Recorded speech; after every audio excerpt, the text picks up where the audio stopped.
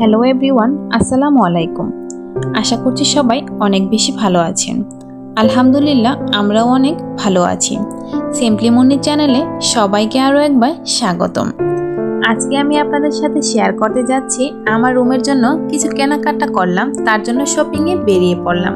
ভিডিওটি না টেনে সম্পূর্ণ ভিডিওটি দেখার অনুরোধ রইল। বেশ কিছুদিন যাবৎ আমার রুমের পর্দার প্রয়োজন ছিল, তার জন্য শুরুতেই চলে গিয়েছি পর্দার দোকানে। আর এখানে গিয়ে দেখি বিভিন্ন রকমের বিভিন্ন দামের পর্দা ছিল, সেইটাই ঘুরে ঘুরে দেখছিলাম। আর এইখানে 200 টাকা থেকে শুরু করে 1000-1200 টাকার মধ্যে পর্দা ছিল, এর বেশি ভালো পর্দা ছিল না। আর আমি একটু ভারী পর্দাটাই নিতে চাইছিলাম। আমি এখানে পর্দা অর্ডার দিয়ে চলে যাচ্ছিলাম ফার্নিচারের দোকানে। তো যাওয়ার পথে অনেক সুন্দর মাটির হাঁড়ি পাতিল ছিল, পরে কিনবো বলে আর নামিনি। তো এখানে ফার্নিচারের দোকানে চলে এসেছি। এগুলো পার্টেক্সের তৈরি ছিল, আমি নর্মালি চাচ্ছিলাম, বেশ সুন্দর সুন্দর ছিল। তো আজকে দেখে গিয়েছি, আম্মাকে নিয়ে এসে নিয়ে যাব, আপনাদের সাথে অবশ্যই শেয়ার করব। আমি 5 কুচির পর্দা অর্ডার দিয়ে গিয়েছিলাম, যার কারণে এখানে রেডিমেড ছিল না, ওরা বানিয়ে দিয়েছিল। আমি পরের দিন পর্দাগুলো নিতে আসি আমার বোনকে নিয়ে। আমাদের এলাকায় এর চেয়ে ভালো পর্দার দোকান ছিল না, এইটাই সবচেয়ে ভালো পর্দার দোকান। আর এখানে আমি ভারীটা নিতে চেয়েছিলাম, ভারীটাই যথেষ্ট ভারীটাই নিয়েছি, সবচেয়ে ভালোটাই এখান থেকে নিয়েছি। আর ওইটার দাম ছিল 1050 টাকা করে প্রতি পিস পর্দা। এখানে আবার পর্দার দোকানের পাশাপাশি আমি আরেকটা পর্দা দেখছিলাম, কালারটা ভালো লাগলেও একটু পুরাতন পুরাতন মনে হচ্ছিল, তাই আর দেখিনি। তবে দোকানটাতে অনেক ভালো ভালো জিনিসই পাওয়া যায়, মানে অনেক ভ্যারাইটিস রকমের জিনিস পাওয়া যায়। পর্দার দোকানের পাশেই ছিল একটি ছোট ফুলের দোকান, তো ওইখানেই ভাবলাম একটু ঘুরে আসা যাক। তো ঘুরতে ঘুরতে বেশ কিছু জিনিস কেনা হয়েছে। এখান থেকে আমি মূলত একটি পাখির বাসা নিয়েছিলাম, অনেক সুন্দর জিনিস ছিল। তো দুইটা থেকে ভাবছিলাম কোনটা নিব। একটাতে জোড়া পাখি বসেছিল, আর অপরটিতে আপনার একটা পাখি নিচে ছিল, একটা বাসায় ছিল। তো দেখবেন কোনটা নিয়েছি।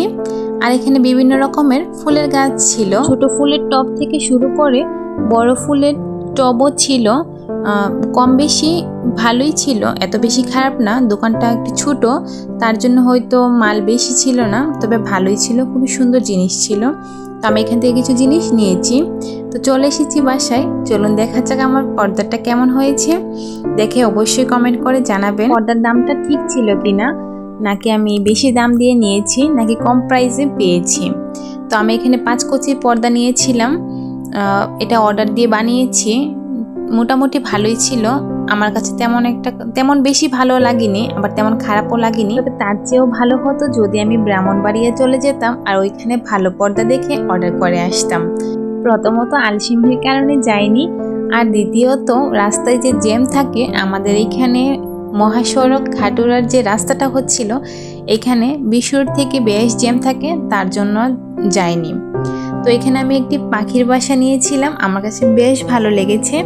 আর এটার দাম নিয়েছিল আমার কাছ থেকে 140 টাকা, আমার কাছে দাম চেয়েছিল 150 টাকা। তো তারপরে 10 টাকা দিয়েছে। অনেক জায়গায় 100 টাকা হতে পারে, তবে এই লতানো গাছটার জন্য উনি একটু দাম বেশি নিয়েছে। তবে আমার কাছে এটাই ভালো লেগেছে, খুবই সুন্দর ছিল। আর এখানে দুটি ফুলের টব নিয়েছিলাম, এই ফুলের টবটির চেয়ে অন্য ফুলেরটা আমার ভালো লাগেনি, এটা একটু কালারফুল ছিল, আর এটা পার্পল কালার ছিল, দেখে বেশ ভালো লেগেছে, তাই দুটো নিয়ে নিয়েছি। অবশ্যই জানাবেন কেমন হয়েছে। দোকানটা ছোট হলেও বেশ সুন্দর সুন্দর কিছু ফেরি লাইট দেখেছিলাম, নেওয়ার ইচ্ছে ছিল, তো আর নেইনি। তো পর্দায় এনে টাঙিয়ে দিলাম, কেমন হয়েছে অবশ্যই বলবেন।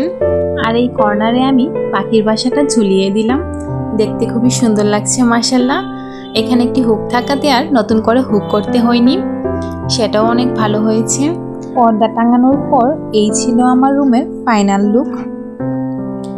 পর্দাটা কেমন হয়েছে, রুমের সাথে মানিয়েছে কিনা আপনারা অবশ্যই কমেন্ট করে জানাবেন। পর্দা লাগানোর পর রুমের সৌন্দর্যটাই মনে হচ্ছে অনেক গুণ বেশি বেড়ে গেল। আমার কাছে কিন্তু বেশ ভালোই লাগছে, বিশেষ করে আমার রুমটা অনেক বেশি ভালো লাগছে, ও খুবই সুন্দর লাগছে। আর মাশাআল্লাহ পাখির বাসাটাও কত সুন্দর লাগছে, একদম জোড়ায় বসে আছে মাশাআল্লাহ। রুমটা যদি পরিপাটি না থাকে কিংবা সাজানো গোছানো না থাকে, দেখতে যেমন ভালো লাগে না, তেমনি সেখানে ঘুমাতেও ভালো লাগবে না। আর ঘুম হলেও ভালো এবং শান্তির ঘুম হবে না। আর যদি গুছানো থাকে তাহলে আপনার মনও ভালো থাকবে আর সব কিছুই ভালো লাগবে। তাই আমি সবসময় চেষ্টা করি আমার রুমটা যেন গোছানো এবং পরিপাটি থাকে। আমার ভিডিওটি যদি ভালো লেগে থাকে তাহলে অবশ্যই লাইক করবেন, আর কোনো কিছু বলতে হলে কমেন্ট করে অবশ্যই জানাবেন। আর আমার নতুন কোনো বন্ধু যদি দেখে থাকেন তাহলে অবশ্যই সাবস্ক্রাইব করে আমার পাশে থাকবেন। আর এইখানে দেখতে পাচ্ছেন রোদে শুকাতে দিয়েছি তুলা। এটা মূলত আমার বিছানার দুটো কুশন ছিল, সেইটারই তুলা। কুশনগুলোতে পানি পড়ে সেটির কভার একদম নষ্ট হয়ে গিয়েছিল প্রায়, তাই এগুলোকে ছিঁড়ে আমি রোদে শুকাতে দিয়েছি। আর এই কুশনের তুলোগুলো একদম এক রোদেই এত ভালো শুকিয়েছে, একদম ভালো ঝরঝরে শুকনো হয়ে গিয়েছিল। আর এখানে আমি দুটি কাবার বানিয়ে নিয়েছিলাম, এই কাবারে তুলো ভরে কুশনে রূপান্তরিত করব বলে। আর এই কাপড়গুলো হচ্ছে আমার মায়ের কাপড়। আমার মায়ের 3 পিস বানানোর পরে যে টুকরো ছিল সেটা দিয়েই আমি এখানে বানিয়ে নিয়েছিলাম দুইটা কাবার। আর কাবারের মাপটা ছিল 12x12, মানে চারপাশে আমি 12 করে রেখেছি। আমার এর আগের কুশনগুলোও 12x12ই ছিল, এই জন্য আমি এবারেরটাও 12x12 করেই বানিয়ে নিয়েছি। এখন অল্প একটু ফাঁক রেখেছিলাম যাতে এটাতে তুলোটা ভরা যায়, আর এই ফাঁকে আমি তুলোটা ভরে নিয়েছি। এবং দেখতে দেখতে আমার কুশন কাভারও রেডি হয়ে গিয়েছে। আমি দুইটার মধ্যেই তুলো ভরে নিয়েছি, খুবই সুন্দর হয়েছে। এখন যে ফাঁকগুলো রয়েছে এগুলো সেলাই করতে হবে, আর আমার যেহেতু মেশিন আছে তাতে কোনো প্রবলেম নেই, আমি মেশিনের সাহায্যেই সেলাই করে নেব। আর এখানে আমি সেলাই করে নিচ্ছি। আমার এখানে মেশিন থাকাতে অনেক সুবিধা হয়েছে, যা যদি মেশিন না থাকতো তাহলে হাতে সেলাই করতে হতো। আর আমি মনে করি প্রত্যেকটা মেয়েরই এই হাতের কাজটা জানা খুবই জরুরি, বিশেষ করে সেলাইয়ের কাজটা। মেয়ে মানুষ হলে অল্প একটু সেলাই করতে জানতে হয়। আর আমি আলহামদুলিল্লাহ পুরোপুরি সেলাই কাজ জানি, এবং আমার বোনেরাও জানে। আমরা 3 বোনের মধ্যে 2 বোন পুরোপুরি সেলাই কাজ জানি, আর ছোটটা অল্প একটু শিখেছে। আর এইখানে যে দেখতে পাচ্ছেন এই কুশন কাভারটা, এটাতে রং করা থেকে শুরু করে সেলাই করা সবটাই করেছি আমি। খুবই সুন্দর হয়েছে। মূলত এর জন্য যত কাভার বানানো হয় সবটা আমিই তৈরি করি, রং থেকে শুরু করে সব কিছু। আর এখানে আমি স্টেনসিলের সাহায্যে রংটা করে নিয়েছিলাম, এত সময় ছিল না ফ্রি হ্যান্ড করার, তো রং দিয়েই করে নিয়েছি।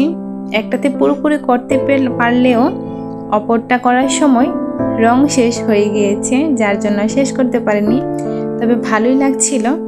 এই যে আমার দুটো কাভার কেমন হয়েছে অবশ্যই বলবেন। আর যদি সেলাইয়ের কাজ দেখতে চান তাহলে অবশ্যই বলবেন, আমি পরবর্তীতে এই নিয়েও ভিডিও করব। আর যারা প্রথম দিন থেকে আমার ব্লগ দেখছেন তারা অবশ্যই জানেন এই কুশি কাটার কাজ নিয়ে, কারণ আমি প্রথম ব্লগেই এর বেস তৈরি করেছিলাম। তো অবশেষে আমার গলাটা তৈরি হয়ে গিয়েছিল, আর এটা বড়দের গলার মাপ ছিল, এই জন্য গলাটা আমি তৈরি করে ফেলেছি। তো শেষ একটু অংশে বাকি ছিল, শেষ অংশে আবার সুতোও শেষ হয়ে গিয়েছিল, তার জন্য আমি এইখানেই গলার কাজটা শেষ করে এটাকে সেটিং করে নিয়েছি। যেহেতু শেষ অল্প একটু বাকি ছিল, আর বাকিটা না করলেও চলবে, এটা হয়তো দেখা যাবে না। আর আমার সুতোও শেষ, যার কারণে আমি এটা এখানেই শেষ করে ফেলেছি। আর যদি এই নিয়েও ভিডিও চান তাহলে অবশ্যই বলবেন, আমি কুশি কাটার কাজও দেখাবো।